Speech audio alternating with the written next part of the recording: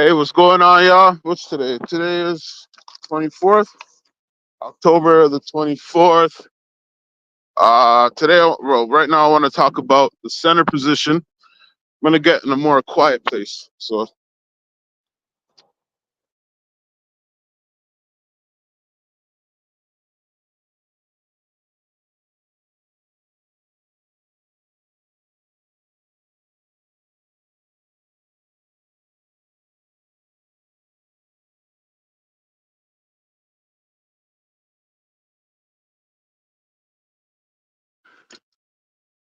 yeah, so I want to deal with the center position so we could get on to the season.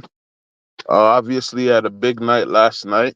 I'll come at y'all in a couple hours. We'll talk about that. But I'm gonna let y'all know, right? My picks, when I got to make my pick for my team, I can't remember. I'm gonna come back and let y'all know what pick I had. I think I picked pretty high up. Okay. When I picked Embiid, I totally forgot. Not only, okay, fine, yeah, he's injury prone. I knew that. But I totally forgot he's injured right now. And there's a good chance that they're gonna load manage him throughout the year. So if there was a time to have Embiid, this will probably be the worst year to have Embiid because yeah, they're gonna be really playing him very minimal, right? So if they feel like, back to back games, most likely he's not gonna play. So it's a tough time to have him beat. And then I think I realized that after I picked him, and then I started beefing up my center position. So that's why I got so many centers. And the best thing that could happen for me, right? Because I have Embiid, Porzingis, Zach Edey, Nick Claxton, and Walker Kessler, right? So it's good that I'm beefed up in that position because I could probably make some trades. But the best possible thing that could happen to me is if Embiid gets in perfect condition, which that's not going to happen, right? There's a good chance Embiid's not going to be in great condition at some point in the season. And the next thing is Porzingis. I need Porzingis to be good for most of the season. I know there's a good chance that both of those things are not going to happen. So I'm most likely going to be stuck with all these centers on my team because I need these centers like Zach Edey, right? Zach Edey last night. Okay, let's look at Zach Edey's numbers last night. 5 points, 5 rebounds. Didn't get any steals or blocks, no assists. Only played 15 minutes, right? So shot 1 for 5 from sorry, 2 for 4 from the field goal, 1 for 5 from the free throw. So that's not good. Especially where my two leading centers, Embiid and Porzingis, are beautiful at the free throw line, shooting over 80% at the free throw line. So it'd be so nice if I had Embiid and Porzingis carrying my team throughout the majority of the NBA season, but I know that's not going to happen. Walker Kessler had 16 points, 14 rebounds, one assist, one steal, 5 blocks last night for Walker Kessler. So that's looking good. Shot 6 for 7 from the field goal, 4 for 5 from the free throw. That's pretty good for Walker Kessler. Nick Claxton now. Nick Claxton got 7 points, 5 rebounds, one steal, one block in about 15 minutes. So I don't know what's going on with Nick Claxton. I don't think he started. I don't know why Nick Claxton is not starting. I know they got Ben Simmons, uh, Finney Smith, or what's his name? The Finney guy, Ben Simmons, and was it Cam Johnson? Yeah, I think Cam Johnson.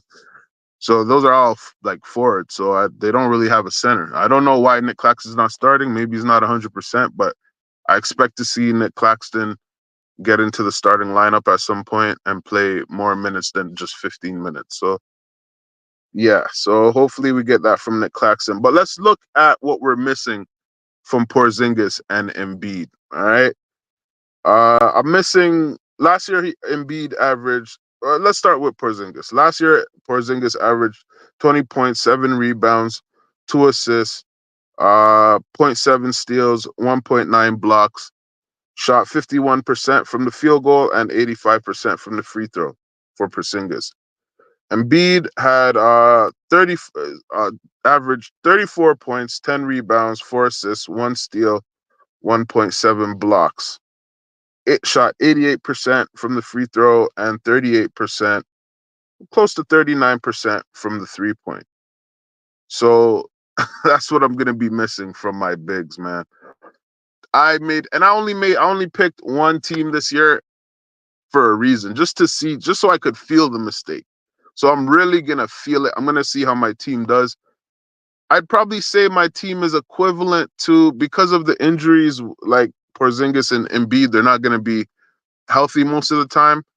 My team's equivalent to like a Portland Blazers team right now, right? Like there's some potential, but it's gonna be tough. It's gonna be tough, right? I got some good guys on my squad. Obviously, Paulo, he went off for what, 33 points last night. So there are some good things that I do like. But in terms of me matching up against other guys, yeah, it's probably gonna hurt. And like I said, it's only because I got Giddy. And I'm like, you know what? If I have him beat like for a majority of the season, which I never thought that, most likely I'm not gonna have that. I could build a really good team around him. I think if everybody is like playing like 80, 90% of the season, then my team would be strong. Because like I said, to have Embiid and Porzingis together on the same team, both of those guys scoring over 20 points a game, they shoot over 80% from the free throw line. Yeah, plus you're getting blocks. You see what I'm saying? So that's really good. And then not to mention my forwards and my guards that could help beef that up. So it's gonna be a tough year for me. I'm gonna at least this is the thing. This is not about fantasy basketball, right? This is about really player progression, being able to keep an eye on certain players throughout the year. So I really do like the players that I have on my squad. I really am interested in seeing how they do throughout this whole year. So I'm really interested in seeing how Embiid does, how Porzingis does, Zach Edey, Walker Kessler, Nick Claxton. I really want to see how these guys progress throughout the season. Um, it's just unfortunate that the two guys I got won't be playing a lot of games. So that's tough for me. That's tough for me. If anybody is out there, hey, why don't y'all drop a comment or a question, something you're thinking about from last night, or any of the centers that I got? What do you think about the centers I got on my squad? Uh, Zach Edey, Walker Kessler. Walker Kessler, look, man, 5 blocks. That's gonna be a monster. If he averages like 2 to 3, almost 3 blocks, maybe 2.5 blocks, that'd be good. But it's gonna be rough. It's gonna be rough. So what I'm gonna do, what I'm gonna start doing, I'm still thinking about how I'm gonna go about it, but we definitely have to catch up on last night. So many games last night. Some players stand out to me. Santi Aldama had a really good game last night. Uh, Zach Edey, no, not Zach Edey. Sorry, Paolo Banchero had a good game.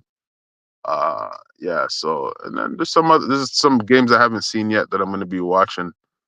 So we will come back at y'all probably by around, I don't know, I can't say. I'd probably say 4 o'clock and follow up on that.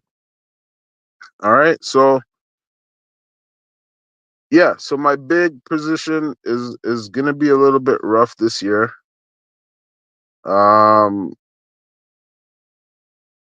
yeah, but Zach Edey, we don't know what he's gonna do. I mean, like like he only played 15 minutes, so I can't really count the 5 points, 5 rebounds. But Zach Edey will probably grab rebounds. I'm not sure how he's gonna score. I need blocks from him. The main reason I got Edey is really if I could get some rebounds and a couple of blocks. So I would have been happy to see at least 1 block last night, but I didn't see that. And it's gonna be a long, tough year for me because Embiid is carrying my team, and Porzingis is not carrying my team, but he's another big that if Embiid wasn't available, then I could have Porzingis help carry the team. But also Porzingis is in a situation where, he's an injury prone player and he is currently injured at the moment. So two of my bigs who I really need to start off my season are injured. So I'll keep y'all posted. Uh, don't be afraid to ask any questions. Let me know what centers you got, what centers you're looking at, or any other positions or whatever. And we'll leave it at that, and we'll catch you on the next one.